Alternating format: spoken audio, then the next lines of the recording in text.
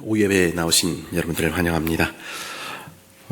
그리스도 예수 안에 사랑하는 새순 가족 여러분, 몇 해 전에 개봉됐던 영화 바울은 2018년에 개봉됐던 것 같은데요. 사도행전이 어떻게 기록되었는지를 우리에게 보여주는 영화입니다. 사진을 한번 보여주셔도 될 것 같은데, 이런 영화였습니다. 이 영화에서 바울의 동료이자 사랑받는 의사 누가는 이제 죽음을 앞둔 바울을 만나기 위해서 위험을 무릅쓰고 로마의 감옥에 숨어 들어갑니다. 그는 바울을 꼭 만나지 않으면 안 되겠다 생각한 것이죠. 당시 네로 황제의 박해 가운데서 성도들은 고난과 핍박의 현실 가운데 살아야 했습니다.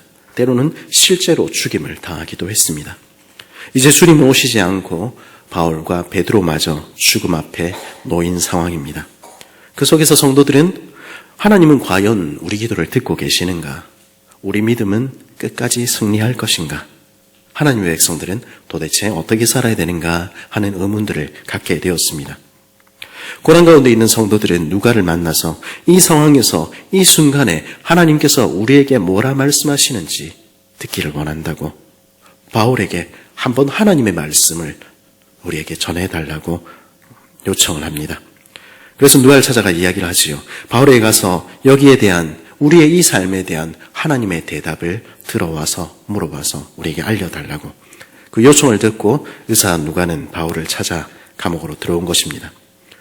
감옥에서 바울을 만났는데 바울한테 물어보니까 바울은 자기도 잘 모르겠다 이야기를 합니다. 지금 이 순간 하나님께서 어떻게 인도하시는지, 하나님께서 무엇을 우리를 위해서 준비하셨는지 그거 잘 모르겠다 이야기합니다. 거기에 대한 직접적인 하나님의 대답은 나도 못 들었다 이렇게 이야기를 하는 것이죠. 그러나 대신에 바울은 지난 날을 한번 생각해보자 이렇게 이야기를 합니다. 그들의 인생, 고난과 핍박과 때로는 매를 맞고 죽임을 당할 뻔했던 그들의 선교 여행, 그 순간순간에 함께 하셨던 하나님, 그 모든 순간에 함께 하셨던 하나님에 대해서 누가와 바울은 그 감옥에서 이야기를 나눕니다. 그 감옥 안에서 웃기도 하고 울기도 하며 그 이야기를 한참을 나누지요. 그리고 그 하나님이 그들과 지금도 함께 계시다 이야기합니다. 그렇게 말하는 가운데도 바울의 죽음은 점차 다가오고 이 영화의 마지막에서 바울은 목에 베어 죽임을 당하지요. 그런데 이 모든 과정을 보고 있던 누가는 사도행전을 어떻게 써야 될지 나는 이제 알겠다 이렇게 대답합니다. 사도들의 걸음걸음에 함께 하셨던 하나님의 이야기를 통해서 성도들이 그 동일한 하나님께서 그들과 함께 계시다는 것을 알게 될 것이다 이야기한 것이죠. 그리고는 그 마지막 문장, 첫 문장을 시작하기도 전에 그 마지막 문장을 어떻게 써야 될지 내가 알았다 이렇게 이야기를 합니다. 사도행전의 마지막 문장이 무엇입니까? 사도행전 28장 31절은 이런 말로 마칩니다. 하나님의 나라를 전파하며 주 예수 그리스도에 관한 모든 것을 담대하게 거침없이 가르치더라. 핍박이 있고 고난이 있지만 그러나 하나님의 백성들은 그 가운데서도 하나님의 보호하심 가운데 있으며 그 나라는 이기고 또 이기더라 하는 것입니다. 그리고 그 하나님의 백성들은 그 고난 가운데서도 그 핍박 가운데서도 하나님의 나라를 전파하며 담대하게 거침없이 그들의 증인으로서의 삶을 살아가더라. 그 이야기입니다. 이 이야기로부터 사도행전을 시작해야 되겠다. 누가는 그렇게 이야기를 하는 것이죠. 물론 이 이야기의 이 영화의 구체적인 많은 내용들은 작가의 상상력에 의존합니다. 그러나 그 신학적인 메시지는 건전하고 분명합니다. 사도행전은 그 연약함에도 불구하고 그 부족함에도 불구하고 베드로와 바울 같은 인생들을 들어쓰셔서 사도들을 들어쓰셔서 복음을 예루살렘을 넘어 유대와 사마리아와 땅끝까지 전하신 하나님의 이야기를 들려주는 것입니다. 그 하나님이 지금도 우리와 같이 계시다. 그리고 그 나라는 결코 패배하지 않으며 이기고 또 이기더라. 그것이 사도행전의 결론이지요. 그러면 이 이김은 어디로부터 나옵니까? 사도들은 누구의 힘으로 그 모든 환난 가운데 그 모든 고난 가운데서 이겼습니까?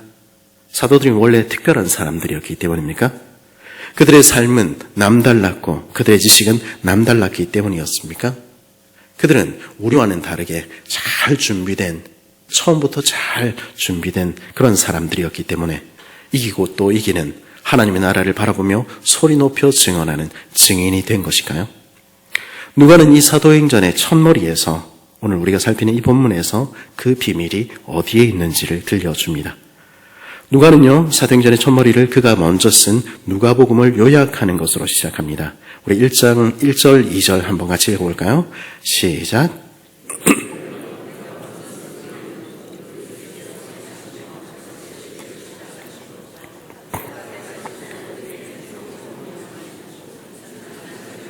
이를 기록하였노라. 아멘. 이것은 누가복음의 요약이지만 이 부분에서 우리가 알 수 있는 것이 있습니다. 사도들은 누구입니까? 예수님께서 행하시고 가르치시기를 시작하시고 승천하셨던 그 모든 날에 함께했던 사람들이며 그리고 주님이 직접 택하신 사람들이었습니다. 그러니까 그쯤 되니까 그 사람들은 증인이 된 것입니까? 물론 사도들은 우리와는 다른 경험을 가진 사람들입니다. 공생의 3년 사도들은요, 예수님의 가르침을 직접 들었습니다. 그들은 최고의 선생님 밑에서 배웠습니다. 저는 가끔 그런 생각을 하곤 합니다. 나도 그 시절 그 갈릴리 바닷가에서 예수님의 음성을 직접 들을 수 있었다면 얼마나 좋았을까. 좋은 일이겠죠. 안 그렇습니까? 특별한 시간이었을 것입니다. 그러나 그것이 그들을 증인으로 만든 것이 아니었습니다. 우리는요, 좋은 선생님 밑에 배우면 그 자신도 좋은 선생이 될 것이라 착각하곤 합니다. 그게 제가 처음에 했던 착각이었습니다. 그러나 그렇지가 않습니다. 좋은 선생님 밑에서 배우는 것은 좋은 일이지만 그러나 반드시 그 학생이 좋은 선생이 되는 것은 아닙니다.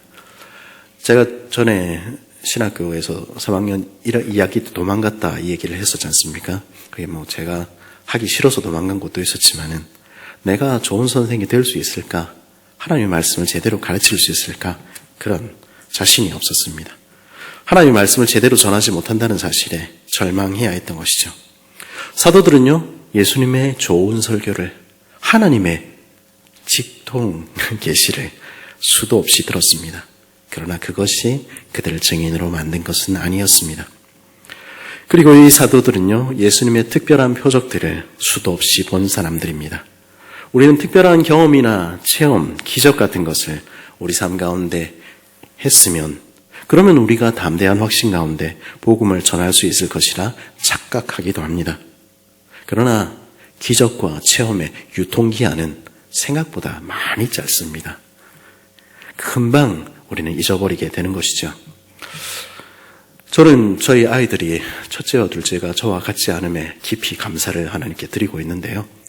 막내는 지금 조금 불안합니다. 근데 저는 사실 어렸을 적에 장난도 많이 치고 사고도 참 많이 쳤는데요. 그래서 죽을 고비도 여러 번 넘겼죠. 초등학교 5학년 때 홍수가 나서 넘치는 흙탕물이 넘치는 다리를 자전거를 타고 지나가기로 결심했습니다. 사촌 형이 먼저 싹 지나가길래 나도 할 수 있을 것 같더라고요. 나 쫙 지나가는데 다른 길을 지나는데 갑자기 돌들이 굴러서 덮쳤고 저는 자전거와 함께 홍수가 난 강물 속으로 떨어졌습니다. 저는 지금도 수영을 좀 잘 못하는 맥주병인데요. 그때는 아예 못했습니다. 정신을 잃었고요. 이제 사람 주변에 이제 강가에 죽었다고, 애 빠져 죽었다고 지금 사람들이 막 몰려들었죠. 그러다 돌멩이가 머리를 때렸습니다. 그리고 물속에서 눈을 떴습니다. 그때 저는 누군가가 저를 포근히 안아주시는 것 경험할 수 있었습니다. 하나도 무섭지가 않더라고요. 빛을 향해서 박차고 올라갔습니다. 물 밖으로 나온 후에야 겁이 덜컥 나더라고요. 하나님께서 나를 살리셨다 믿고 있습니다. 그러면 그런 특별한 경험이 있으니까 이제는 하나님의 사랑에 대한 확신 가운데 열심히 살았을까요? 그렇지 않죠. 그 경험하고 제 삶은 별개입니다. 한두 번이 아닙니다. 제가 의정부와 양주에서 군 생활을 할 때 하룻밤에 500mm의 폭우가 내린 적이 있습니다. 연병장에 물이 허벅지까지 차는데 새벽 5시에 산아래 창고에서 무거운 고압 가스통을 꺼내서 안전한 곳으로 옮기라는 지시를 받았습니다. 마지막 고압 가스통을 꺼내고 창고에서 불과 몇 미터 떨어진 곳에서 숨을 고르고 있는데 앞에 제 동료들이 소리 지르는 것이었습니다. 제 등 뒤에서 산이 무너져 내렸습니다. 산사 때는 제가 방금 전까지 들어있던 그 창고를 덮쳤고요. 무너진 흙더미와 나무가 제 발꿈치 바로 뒤까지 내려왔습니다. 하나님이 지키셨구나 생각한 것이죠. 그러면 제 삶은 극적으로 달라졌을까요? 그렇지 않습니다. 우리 요즘 아침마다 신명기를 살피고 있지만 광야의 이스라엘은요, 매일매일 기적을 경험했습니다. 아침에 만나를 경험했습니다. 근데요, 아침에 만나 실컷 먹어놓고 주님한테 대드는 것입니다. 그게 우리 인생입니다. 기적을 경험한 것이 우리를 증인으로 만들지 않는 것입니다. 사도들은요, 예수님이 그리스도라고 고백한 사람들입니다. 예수께서 이르시되 너희는 나를 누구라 하느냐? 베드로가 대답하여 이르되 하나님의 그리스도시니이다 하니, 황제의 신전이 우뚝 솟은 가이사랴 빌립보에서 주님이 나의 왕, 나의 주님이십니다, 그 고백하기가 쉬운 게 아닙니다. 그래서 주님께서도 이것은 하나님께서 너희에게 고백하게 하신 것이다 이야기해 주셨죠. 그 고백은 위대했습니다. 우리는 때로는 과거에 빛나는 고백이, 지난날의 신앙이 우리를 위대한 증인 만들어줄 것이라 착각하기도 합니다. 수련회에서 눈물 콧물 흘리며 했던 그 고백이 있으니, 우리가 한 그 간증들이 있으니 우리는 증인이 될 것이라 착각하는 것이죠. 그러나 그렇지 않습니다. 오늘 내가 살아계신 하나님과 연결되어 있지 못할 때, 그래서 그 간증이 오늘 내 영혼에서 흘러나오는 고백이 되지 못할 때, 과거의 간증은요, 과거의 고백은요, 때로는 우리를 교만하게 만드는 도구가 됩니다. 우리를 다른 사람들 앞에서 쇼나 하는 위선자로 만들 수 있는 것입니다. 그것이 일어난 것들을, 그 불행한 모습들을 우리는 때때로 보게 되지 않습니까? 더욱이 사도들은 주님에 의해서 택함을 받은 사람들이었습니다. 주님은 밤새 기도하시고 그들을 사도로, 보내심을 입은 자로 택하셨습니다. 어쩌면 오늘날의 우리 직분자들이 그렇게 택하심을 받은 사람들로 이해될 수 있을지 모르겠습니다. 우리 누군가를 피택해야 될 때 어떻게 합니까? 교회가 기도 가운데서 가장 겸손하고 가장 교회를 잘 섬길 수 있을 것 같은 사람들 뽑는 것 아니겠습니까? 그래서 때로 안수하고 하는 것 아니겠습니까? 그런데 그 사실이 직분을 맡은 사람들이 그 부름에 합당하게 그 직분들을 잘 수행하는 것을 보증하는 것이 아니라는 것을 우리는 너무도 잘 알고 있는 것입니다. 우리는 예수님께서 그렇게 기도하시고 택하신 사도들이 예수님 십자가를 향하는 그 마지막 순간에 뭐하고 있었는지 잘 알고 있습니다. 누가 크냐? 내가 대장인데 싸우고 있었습니다. 비록 그들이 택하심을 입었어도 그것만 가지고 증인으로 사명 감당할 수 있는 것 아니었습니다. 예수님은 그 사실을 잘 아셨습니다. 그래서 어떻게 하셨습니까? 부활하신 후 40일 동안 예수님은 그 시간들을 다른 사람들 만나지 않으시고 병고침하지 않으시고 그 제자들과 보내셨습니다. 3절은 이렇게 말하죠. 그가 고난받으신 후에 또한 그들에게 확실한 많은 증거로 친히 살아계심을 나타내사 40일 동안 그들에게 보이시며 하나님 나라의 일을 말씀하시니라. 그들에게는 무엇보다도 말씀이 필요했던 것입니다. 사도들도요, 말씀을 더 알아야 했습니다. 구약 통독도 해야 됐고 성경 공부도 해야 됐습니다. 말씀에 대한 지식이 없이 인생 누구도 잘하지 않는 것입니다. 그러나 말씀이 필요하다 하는 것은 단지 지식이 더 필요했다, 이런 이야기는 아닙니다. 사도들이 증인이 되기 위해서는, 하나님의 백성들이 참으로 증인되기 위해서는 그들이 배운 모든 것들이, 그들이 본 모든 것들이 말씀과 연결되어야 했습니다. 말씀과 연결되지 않을 때 지식은요, 체험은요, 심지어 고백과 직분조차 도무지 유익이 되지 않을 수 있는 것입니다. 구약에 하신 그 말씀들이 나에게 하신 말씀으로 나와 연결이 되어야 하고요, 내가 배우고 본 모든 것들이 말씀과 연결되어야 하는 것입니다. 그래서 주님의 렌즈를 통해서, 주님의 눈을 통해서 말씀을 보고 나를 보고 내 삶을 보아야 하는 것입니다. 말씀 안에 여러분을 세우십시오. 그때 우리는 자라게 되는 것입니다. 그래서 부활하신 우리 주님께서는 자신이 살아나셨고 그들과 함께 하심을 보였을 뿐 아니라 40일 동안 하나님의 나라에 관해서 알려주신 것입니다. 그 가르침의 내용을 누가는 이렇게 설명합니다. 또 이르시되 내가 너희와 함께 있을 때에 너에게 말한 바 곧 모세의 율법과 선지자의 글과 시편의 날을 가리켜 기록된 모든 것이 이루어져야 한 말이 이것이라 하시고, 예, 그들의 마음을 열어 성경을 깨닫게 하시고, 또 이르시되 이같이 그리스도가 고난을 받고 제3일에 죽은 자 가운데서 살아날 것과 또 그의 이름으로 죄사함을 받게 하는 회개가 예루살렘에서 시작하여 모든 족속에게 전파될 것이 기록되었으니. 그러면 예수님께서 죽으시고 부활하신 후에 이 제자들은 더 많은 것을 알게 되었을까요? 물론입니다.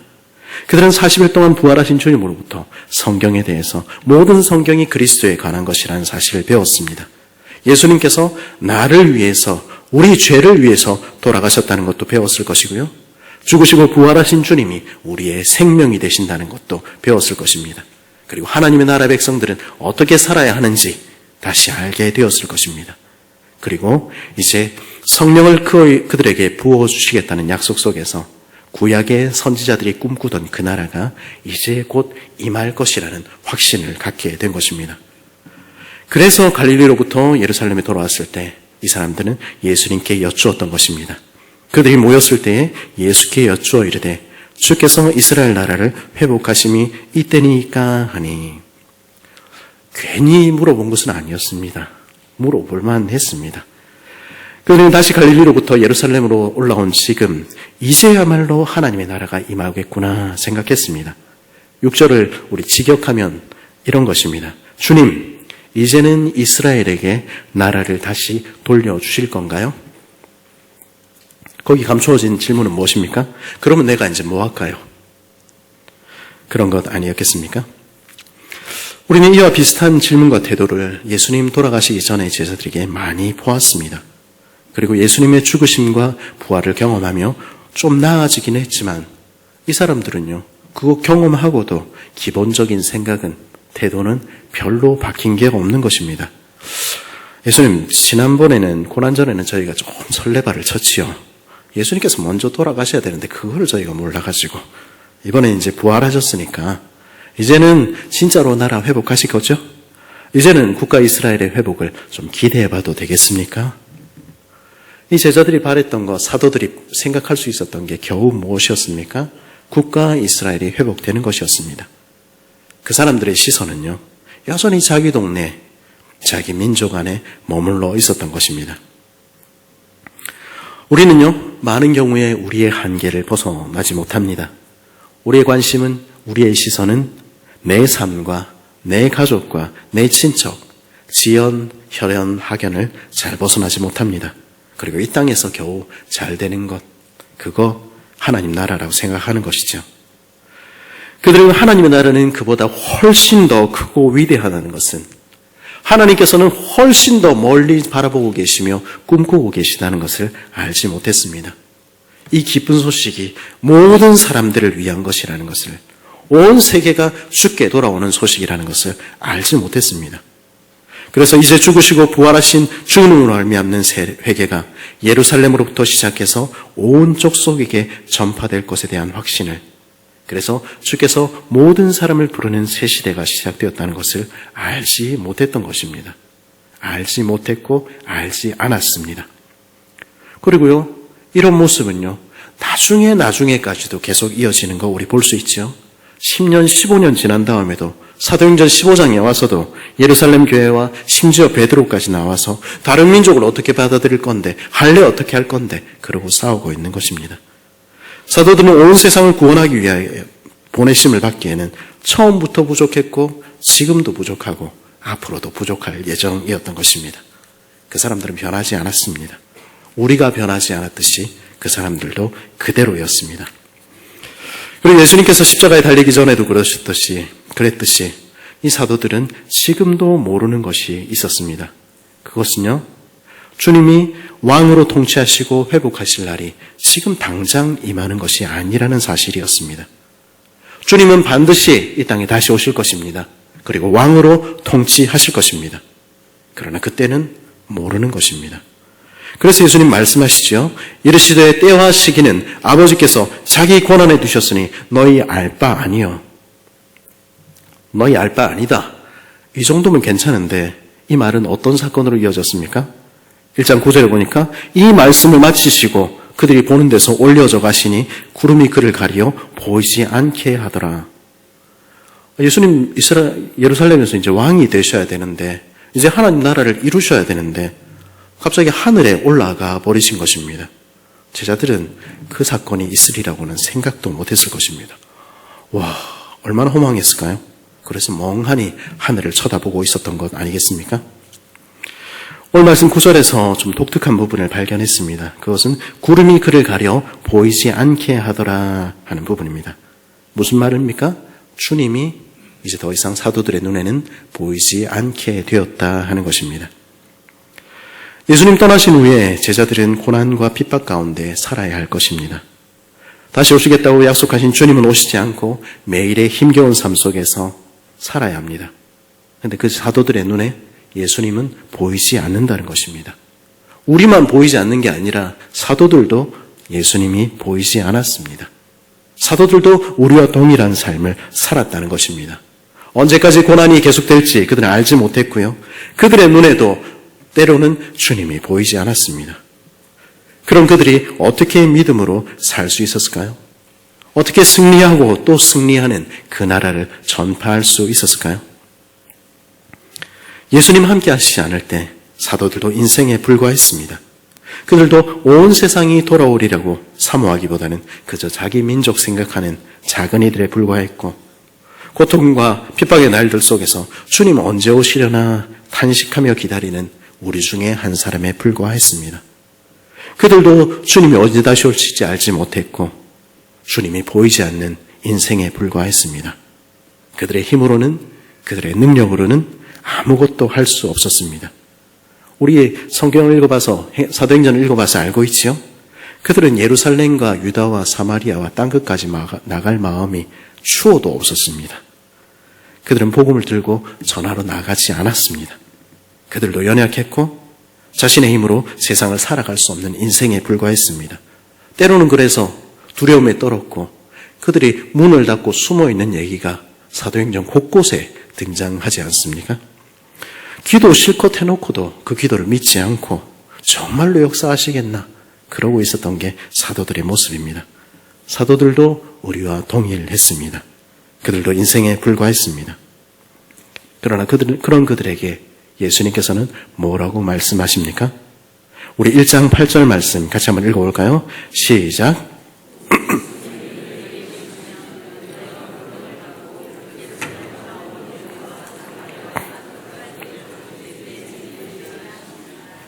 아멘. 그러나 성령이 그들에게 임하시면 모든 것이 바뀐다는 것입니다. 성령께서 그들 삶 가운데 찾아오시면 그 검증이 그들에게 찾아오시면 그들이 바뀐다는 것입니다. 내가 고아와 같이 너희를 버려두지 아니하리라 약속하신 대로 성령께서는 그들의 모든 순간에 함께 하셨습니다. 그들이 매맞는 순간에, 그들이 환난을 당하는 순간에, 그들이 외로운 순간에, 그 모든 순간에 사도들은 한 번도 홀로 있지 않았습니다. 그들은 늘 성령 안에서 주님과 함께 있었던 것이죠. 그 사실이, 그 성령이 그들을 고난 가운데도 견디게 만들었던 것입니다. 그리고 흙으로 된 인생에 생기를 불어넣어 살아있는 생명이 되게 하시는 성령이 그들에게 임하셨을 때 그들은 그 고난과 고통의 날들에도 불구하고 믿음으로 그들의 경주를 끝까지 달려나가는 이들이 된 것입니다. 그리고 우리 지난번 수요기도회 설교에서 들었듯이 바짝 마른 떨기나무에 불과한 인생에 꺼지지 않는 불이신 성령께서 임하실 때 사도들은 더 이상 자신과 자신의 아니, 자신의 민족만을 생각하는 작은 이들이 아니게 되었습니다. 그들은 그 작은 삶에서 눈을 떼어 예루살렘과 온 유대와 사마리아와 땅끝 하나님의 눈이 향하는 그곳까지 그들의 눈도 향하게 되었던 것입니다. 세계를 가슴에 품고 온 세상 나라가 주와 그리스도의 나라가 되는 그 꿈을 그들도 꾸게 된 것입니다. 그래서 주님께서 보내실 때, 하나님의 나라가 확장되는 그 일을 위하여 보내실 때 그들은 기꺼이 자신을 드리며 그 생명까지 드리는 증인이 된 것입니다. 언제요? 성령께서 그들 가운데 임하실 때, 성령이 그들을 사로잡으실 때, 성령이 그들을 변화시키실 때 그들은 그렇게 된 것입니다. 그러기에 주님께서는 제자들에게 명령하신 것입니다. 가서 전하라 명령하신 것이 아니라 되리라 말씀하셨고요. 명령하신 것은 따로 있었습니다. 무엇입니까? 4절은 뭐라고 얘기하죠? 사도와 함께 모이사 그들에게 분부하여 이르시되 예루살렘을 떠나지 말고 내게서 들은 바 아버지께서 약속하신 것을 기다리라. 요한은 물로 세례를 베풀었으나 너희는 몇 날이 못되어 성령으로 세례를 받으리라. 우린 동일한 명령을 누가복음에서 발견하게 됩니다. 너희는 이 모든 일의 증인이라. 볼지어다 내가 내 아버지께서 약속하신 것을 너희에게 보내리니 너희는 위로부터 능력으로 입혀질 때까지 이 성에 머물라 하시니라. 우리 주님은 그의 사도들이, 그의 백성들이 성령으로만 세상을 이길 수 있다는 사실을 알게 되기를 원하셨습니다. 그래서 자기 힘으로 설치려는 제자들에게, 이제 나가서 전하자, 싸우자, 이기자 말하려는 제자들에게 하나님의 약속하신 성령을 기다리라 말씀하신 것입니다. 주님의 나라는요, 하나님의 나라는요, 그렇게 이루어집니다. 내 능력, 내 지식으로가 아니라 위로부터 능력이 임해야만, 성령께서 내 삶을 주장하시고 우리 공동체를 주장하셔야만 우리는 주의 뜻을 이룰 수 있는 것입니다. 그러기에 하나님의 사람은요, 나아가자, 싸우자, 이기자 하기 전에 먼저 약속하신 성령을 기다리며 기도하는 것입니다. 내 뜻, 내 혈기 다 내려놓고 주님의 말씀을 구하며 주님의 인도하심을 구하며 성령을 주시기를 간구하며 기도하는 것입니다. 그래서 오늘 본문 마지막은 어떻게 끝이 났습니까? 그래서 기도하는 이야기로 끝이 나는 것입니다. 제자들이 감람원이라 하는 산으로부터 예루살렘에 돌아오니 이 산은 예루살렘에서 가까워 안식일에 가기 알맞은 길이라. 들어가 그들이 유하는 다락방으로 올라가니 베드로, 요한, 야고보, 안드레, 빌립, 바돌로메, 도마와 바돌로메, 마테와 및 알파의 아들 야고보, 셀롯인 시몬, 야고보의 아들 유다가 다 거기 있어 여자들과 예수의 어머니 마리아와 예수의 아우들과 더불어 마음을 같이하여 오로지 기도에 힘쓰더라. 사도들의 이름을 다시 열거하는 이유가 무엇입니까? 이 사도들, 하나님의 약속하신 성령을 기다리며 기도했던 사람들이라는 것입니다. 그 성령의 능력으로 그 성령을 간구하며 기도했을 때 그들은 비로소 사도가 될 수 있었다는 것이죠. 약속하신 성령을 부어주시기를 기도하며 기다리는 것입니다. 그리고 이 조용히 무린 무리들이 기도하는 모습에서 우리는 하나님의 폭풍이 불어오기 전에 고요함을 발견하게 되는 것입니다. 주께서 약속하신 대로 성령을 부어주셨을 때 그들은 세상을 변화시키며 세상으로 요란케 하는 자들, 사도들의 행전을, 사도들의 걸어간 발자국을 그 삶으로 써내려가게 되었던 것입니다. 핍박이 있고 고난이 있지만 그러나 하나님의 백성들은 그 가운데서도 하나님의 보호하심 가운데 있다. 그 나라는 이기고 또 이기더라. 그리고 그 사도들은 하나님의 나라를 전파하며 담대히 거침없이 증인으로서의 그 사명을 감당하더라. 이 사도행전이 쓰여진 것은 성령께서 그들을 새롭게 하시며 성령께서 그들을 이끄시며 성령께서 그들로 이기게 하고 또 이기는 나라의 증인이 되게 하실 때 일어난 일입니다. 그를 위하여 주님께서는 오늘도 말씀하시는 것입니다. 약속하신 성령을 기다리며 기도하라. 아버지께서 구하는 자에게 성령을 부어주시지 않겠느냐 말씀하시는 것입니다. 그리스도의 안에서 사랑하는 새순 가족 여러분, 우리는 사도행전에서 위대한 사도들의 발자취를, 그들의 이야기를 보게 됩니다. 그들의 놀라운 설교를 듣게 되고 그들이 행한 이적을 보게 되고 고난과 핍박에도 불구하고 결코 굴복하지 않는 그들의 믿음을, 하나님의 나라를 전파하는 증인의 모습을 보게 되는 것입니다. 그 모습 속에서 많은 사람들은 예수님이 하셨던 그 일들을 그들이 똑같이 하고 있구나 하는 사실을 발견하게 됩니다. 그거 우리랑은 너무 달라 보이죠? 그러면 그 세상을 이기는 이김은 어디로부터 나온 것입니까? 사도들이 특별했기 때문입니까? 그렇지 않습니다. 그들이 배운 배움이, 그들이 본 표적이, 그들의 지난날의 빛나는 신앙이, 혹은 하나님께서 주신 택하신 사도라는 직분이 그들을 그렇게 만들었습니까? 그렇지 않습니다. 그것들은 분명히 귀하고 가치 있는 것이었습니다만 그들의 모든 배움과 경험과 고백과 직분은 말씀 안에 뿌리내려야 했으며 말씀과 연결되어 있어야 했습니다. 우리도 마찬가지죠. 오늘 그 말씀이 우리를 새롭게 하시는 것입니다. 그러나 그것만으로도 충분치 않을지 모르겠습니다. 부활의 주님을 뵙고도 부활의 주님 안에서 새롭게 해석된 복음을 만나고도 사도들은 여전히 자신의 한계에 갇혀 있었고요. 고난과 핍박의 날들 가운데 남겨진 그들의 눈에는 주님이 보이지 않았습니다. 그들은 언제 다시 오실지 모르는 주님을 믿으며 끝까지 증인으로 살기에는 연약한 인생에 불과했습니다. 그러나 성령이 그들에게 임하실 때, 성령께서 그 인생을 변화시키실 때 그들은 작은 인생을 넘어 고난에도 불구하고 믿음의 경주를 끝까지 달려가는 믿음의 사람이 되는 것입니다. 그리고 주님께서는 우리에게도 동일하게 말씀하시는 것입니다. 성령이 너희에게 임하시면 너희가 권능을 받고 예루살렘과 유다와 사마리아와 땅끝까지 내 증인이 되리라. 우리에 속한 작은 세상을 넘어 온 세상을 주께 돌리는 그 싸움의 증인이 되는 것입니다. 그 사실을 아는 사람은요, 기도하게 됩니다. 사도들이 그랬듯이 약속하신 성령을 기다리며 기도하는 것입니다. 그때 하나님께서 일하실 것입니다. 올해 하나님께서 우리에게 기도하게 하신다 하는 것을 강하게 느끼게 됩니다. 우리 교회의 가장 시급한 기도의 제목은 무엇입니까?